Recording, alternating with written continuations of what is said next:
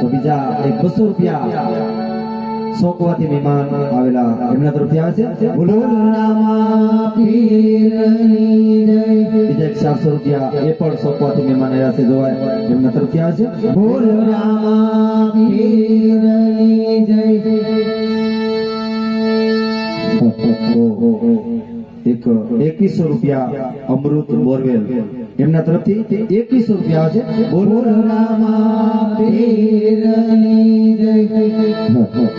હાલ મારવાના જે તમારે દેવાનું હોય 100 બચ્ચો 50 રૂપિયા જે દેવાનું હોય એ બેન છગુણાના પહેલા મંગળની અંદર જે દેવાનું હોય એ જલ્દી આપી દેજો મારવાના અને આમાં તમને બધાને ખબર જ છે કે જે પૈસો આવે છે એ તમારા ગામની અંદર અને તમારા ગામની શોભા બને છે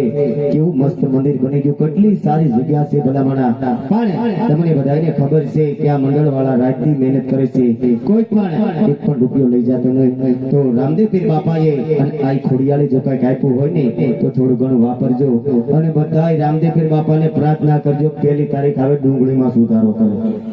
બાપુ હાવ મરી ગયા હવે આપણા હાથની ભગવાન એને કઈક સદબુદ્ધિ આપે અને આપણને લાભ આપે પણ આપણે જો આમાં કઈક વાપરીએ તો લાભ થોડો થોડો મળે પણ બધા આપે જ છે પણ જે પોગાય એટલું આપતા રહેજો મળવાના તો એક મોણ પરથી અમારે ભણુબા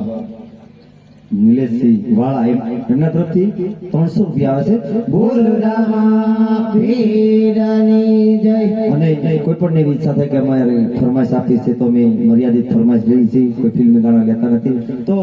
લગ્ન ગીત છે ભજન કીર્તન ધૂન બાપા સીતારામની ધૂન કે પછી આપણા હુરાપુરાનો રાહડો કે કુલદેવમાની છે એવી અમે મર્યાદિત ફરમાઈશ લઈ તો ફરમાઈશ પણ આપતા રહેજો તો 100 રૂપિયા આપીને ફરમાઈશ